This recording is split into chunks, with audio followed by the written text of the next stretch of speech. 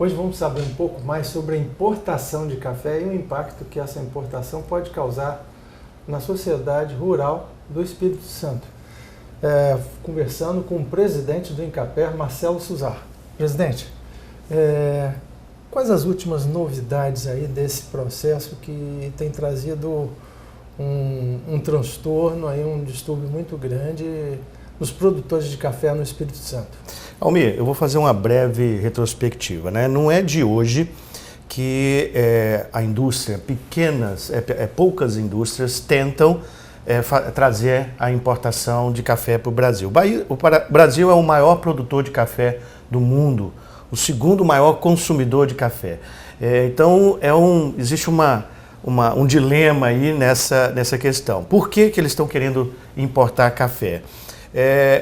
Nesse período agora que nós passamos de muita seca, houve uma redução na produção, mas uma redução não tão significativa a esse ponto de se pensar na importação. Mas aí, este grupo minoritário que tem grande poder, né, na indústria, ele aproveitou esse momento para pleitear junto ao Ministério a importação de café. Nós tivemos assim, a última reunião que tivemos em Brasília com o ministro, ficou para a gente muito claro, ficou muito claro. O discurso inicial era com relação ao estoque, que não tinha estoque de café Conilon para atender a indústria. Então, colocando como uma questão de abastecimento. Mas, na verdade, a gente mostrando que existe estoque, né? Nós tínhamos lá representantes das cooperativas, representantes da indústria, representantes do Centro de Comércio de Café e todos mostrando, através de números, a existência de estoque de café. E isso não sensibilizou o ministro, nem o secretário, nem a equipe dele, e insistentemente mantendo essa posição de importação. E agora saiu uma portaria, né, do Ministério de Agricultura permitindo a importação, né? Essa portaria é uma instrução normativa regulando com relação à defesa fitossanitária, a Secretaria de Defesa Agropecuária do Ministério da Agricultura, quais são os critérios para que uma empresa faça a importação de café que ela deve seguir. Essa portaria é exclusiva para a importação de café vindo do Vietnã. Tá certo? Então, não quer dizer que já está liberado a importação. Essa é a instrução de serviço que antecede, né, a importação. Precisa se fazer a análise de risco, estando ok, aí a importação seria autorizada. É específica para o país, Vietnã? Essa instrução normativa, ela foi editada em dia 17 da semana passada, né, deste mês. Ela é específica para o Vietnã. Presidente, tem questões técnicas aí que o senhor levanta, inclusive ligados a ameaças à cafeicultura capixaba e nacional, né? Isso é incrível. E por coincidência, tivemos uma missão ao Vietnã, né, de produtores, pesquisadores, pessoas da área produtora de café estiveram no Vietnã visitando a produção lá. E trouxeram imagens, fotos de lavouras contaminadas com fungos, com bactérias, com pragas que não existem aqui no Brasil. Então, se a gente pega o próprio relatório do Ministério da Agricultura, que estabelece o risco de pragas quarentenárias, ele identifica essa possibilidade, né? E com relação às pragas que não existem aqui, existem nestes países, Vietnã principalmente, aí, que podem estar vindo para cá, é muito grande, né?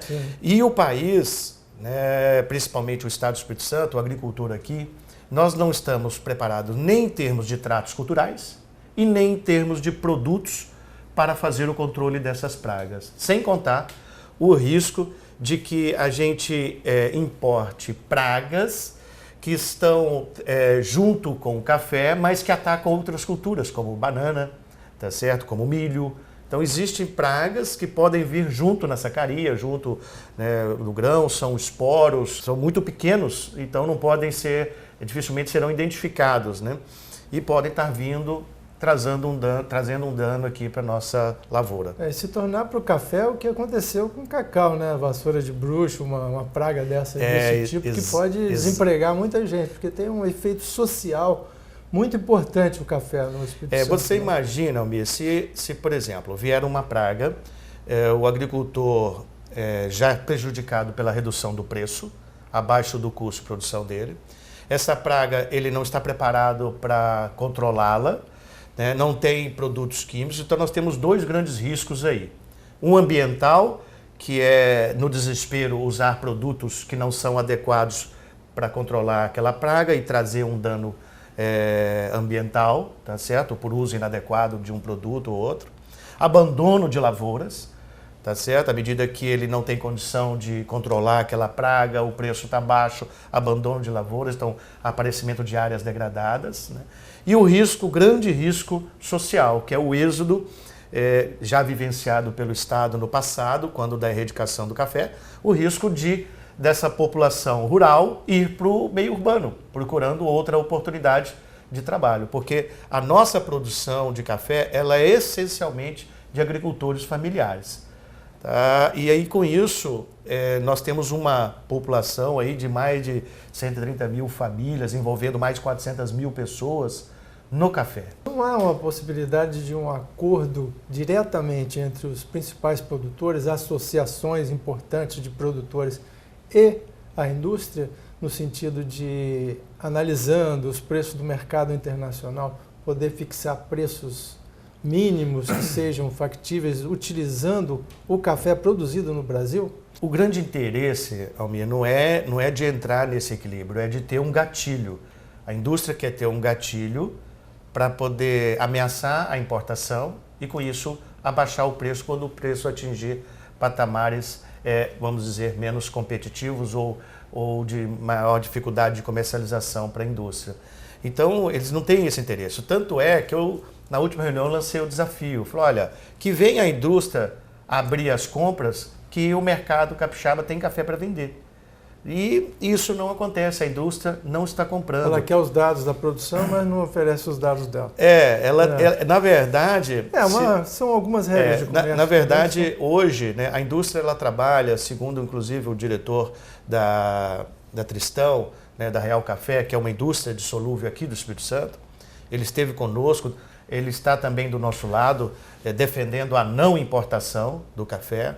Ele salientou o seguinte, assim como eles, aqui na Real Café, as outras indústrias, né, principalmente sediadas em São Paulo, já estão com seu estoque de café para processamento da indústria até maio e junho.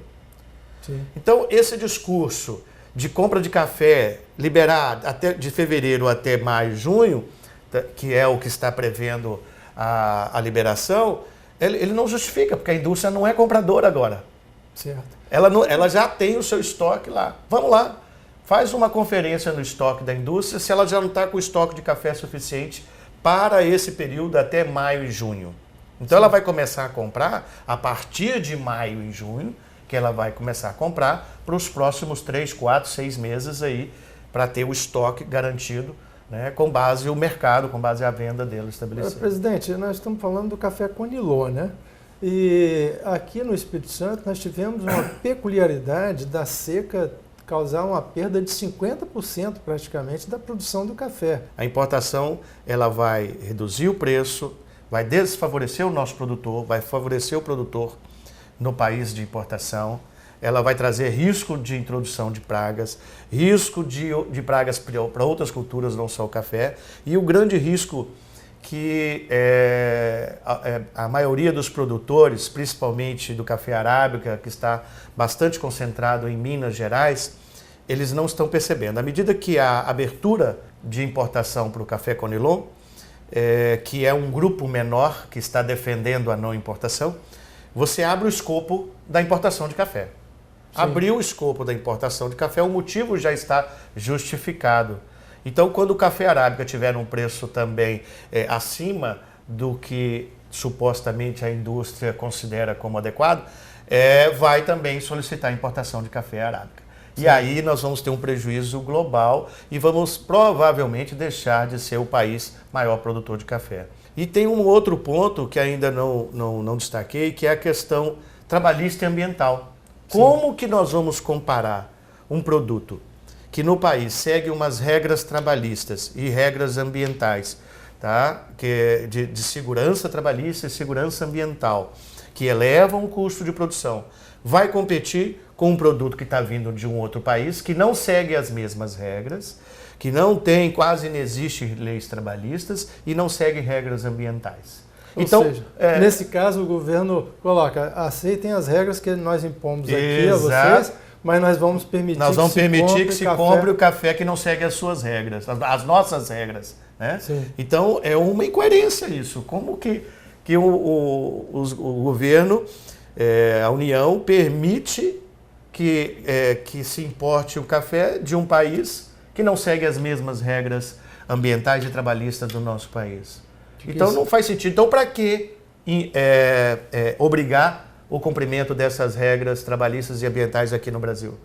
Então, se pode vir sem essas regras, então vamos liberar, né, vamos dizer, não estou dizendo para se fazer isso, mas assim, tem que ter igualdade de produção, né? Igualdade de condição. De exigências. De exigências de produção. E as próximas etapas, presidente? O que se pensa? Né? Quer dizer, isso pode ter um impacto enorme no nosso Estado. Né? Porque a estrutura do campo no Espírito Santo está baseada no café. Né?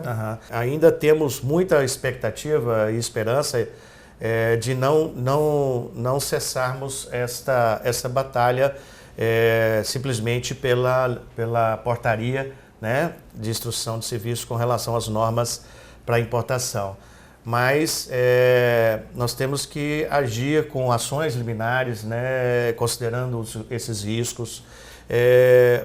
O senador Ricardo Ferraço submeteu agora recentemente ao Senado um pedido de projeto de lei também impedindo a importação. Então, assim, estamos trabalhando de todas as formas para sensibilizar esse governo que essa importação só tem a trazer prejuízo para o nosso agricultor, para o nosso produtor, que já está tão sofrido e que responde, né, pelo equilíbrio desse país, pode ter problemas econômicos, problemas diversos que a produção, a agricultura tem mantido a balança comercial desse país. Como é que a gente vai presentear o nosso agricultor com um prejuízo desse? Isso é um presente de grego, né? Trazer para o nosso produtor uma condição desfavorável como essa que está sendo colocada goela abaixo, né? Forçadamente, a nossa condição aí para o nosso agricultor.